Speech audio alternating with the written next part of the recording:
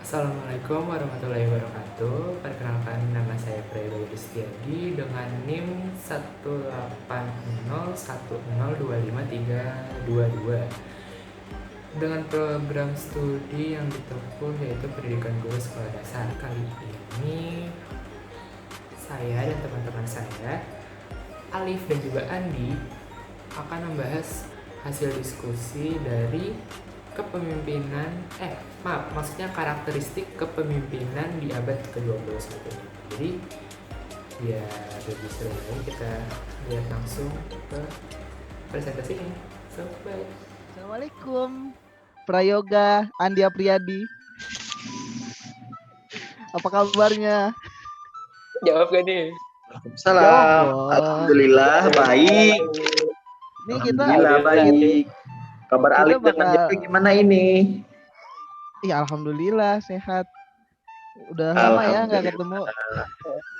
Bener banget, sumpah. Udah lama banget belum ketemu. Teman-teman, kita bahas karakteristik kepemimpinan di abad 21 kan ya? Seneng banget deh ngomong sama teman-teman. Iya. Alhamdulillah dapetnya itu teman-teman. Sebenarnya kita dapat, sebenarnya kita kelompoknya ada apa aja sih bahasnya gitu. Oh, kita tuh ngebahas tentang sifat pemimpin, teori kepemimpinan yang harus dimiliki oleh kepala sekolah, dan 7 kebiasaan. Iya. Menarik ya Bun ya. Iya nih, menarik banget. Kita sebenarnya bahas kepemimpinan itu buat apa sih? Yoga, buat apa sih kita? Kenapa Bapak? Agak bentrok suaranya ya. Alas. Kita mulai ya, Prayoga dan Andi, kita mulai membahasnya. Oke, kita mulai. Kan biasanya itu kriteria dan sifat pemimpin itu yang pertama menyukai dan mampu menghadapi berbagai tantangan. Dia itu pintar untuk menghadapi tantangan, menyelesaikan masalah itu harus bisa. Lalu pemimpin juga harus mempunyai rasa ingin tahu terhadap berbagai hal untuk kemajuan dari apa yang ia pimpin. Nah, yang ketiga, mampu membangun budaya kerja dan organisasi yang mapan, kondusif, dan profesional. Pemimpin juga harus bisa menjadi role model untuk anak buahnya. Kemudian, kriteria pemimpin itu juga harus memiliki kemampuan membangun komunikasi antar berbagai lini, termasuk bawahannya. Dia harus pintar berkomunikasi, harus pintar bagaimana cara komunikasi yang baiknya itu harus tahu. Lalu kriteria dan sifat pemimpin kan harus memiliki atau mempunyai komitmen akan kemajuan, kesejahteraan, dan keunggulan bersama. Artinya kan harus mementingkan urusan bersama. Kalau misalkan abad 21 ini, kepemimpinan yang kita bahas kan tentang kepala sekolah ya. Nah, kepala sekolahnya ini ada apa aja sih teori-teorinya, Andi?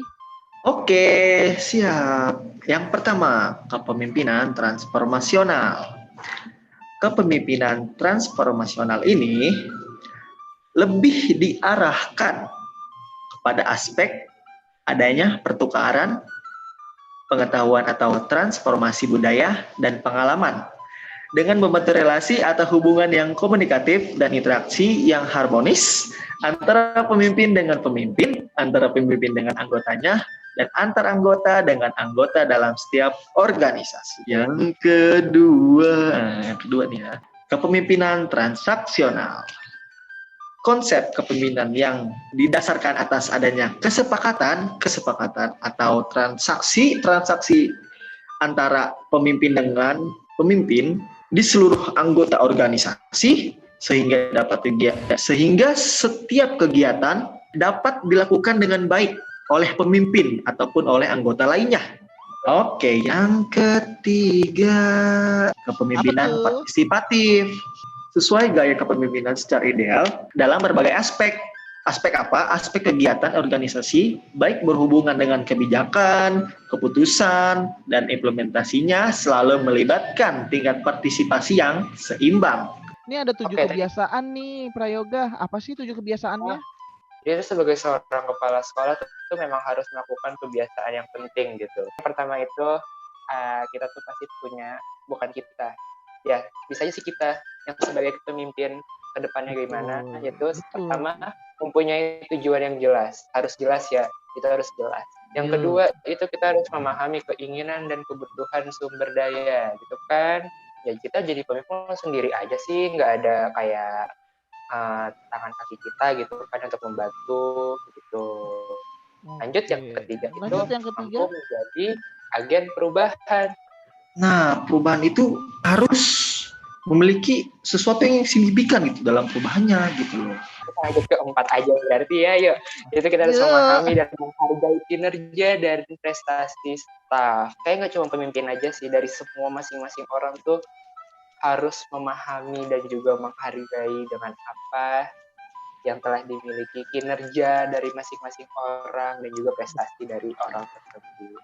Yang kelima ini kita memiliki jiwa keterbukaan dan juga berterus terang. Antara sama-sama pemimpin atau kepada bawahan, staff-staff. Jadi harus punya keterbukaan agar memiliki komunikasi yang baik juga dong, ya kan? Yang keenam kita juga ada bersifat Oke. adil. Sebelumnya juga udah dijelaskan sama Saudara Alif juga pada di slide kedua kan, kita meskipun saling membangun koneksi, menjalin hubungan dari berbagai lini, kita juga harus bersifat adil juga kepada jabatan-jabatan yang telah kita komunikasikan ya gitu kan, baik yang setara, atasan maupun bawahan gitu kan. Jadi yang terakhir masih menyangkut pautkan dengan obrolan kita tadi, itu membangunkan konsensus dan menjadi komunikator yang baik. Jadi itu tadi kira-kira yang telah kami presentasikan. Jadi yuk silakan untuk di stop screen dulu dan kita akan cerita-cerita lagi mengenai apa yang telah kalian dapat selama presentasi ini. Kita mulai dari Andi ya. Oke, siap. Nah, jadi gini yang saya dapat dari diskusi kita tadi atau presentasi kita tadi, yang saya dapat yaitu seorang pemimpin sekolah, pemimpin besar harus berlaku adil kepada setiap muridnya, warganya. Mungkin itu buat pemimpin negara ya. Mungkin Saudara Ali tadi kayak udah siap banget untuk jawab ya. Tentu ya, nih kita presentasi ini ternyata seorang pemimpin itu beda dari apa yang udah tertanamkan. Apa sih seorang pemimpin itu pada diri kita itu loh. Misalkan pemimpin ya sebagai pemimpin, leader, sebagai yang ngatur-ngatur. Ternyata enggak. Pemimpin itu harus memiliki kemampuan komunikasi yang tinggi, yang pintar berkomunikasi. Lalu tadi ada teori kepemimpinan partisipatif yang menyebutkan bahwa pemimpin itu harus mengajak bawahannya untuk ikut serta dalam menentukan keputusan dan sebagainya. Nah, kalau menurut Prayoga sendiri itu apa sih yang ditulis itu? Setuju banget sih sama apa yang diutarain sama Saudara Alif ya. Sifat-sifat pemimpin tuh masih banyak gitu.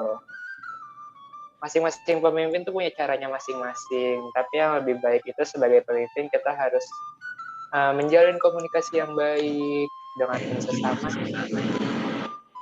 maupun untuk pihak luarnya bagaimana seperti itu, dan juga berlaku bersifat adil juga.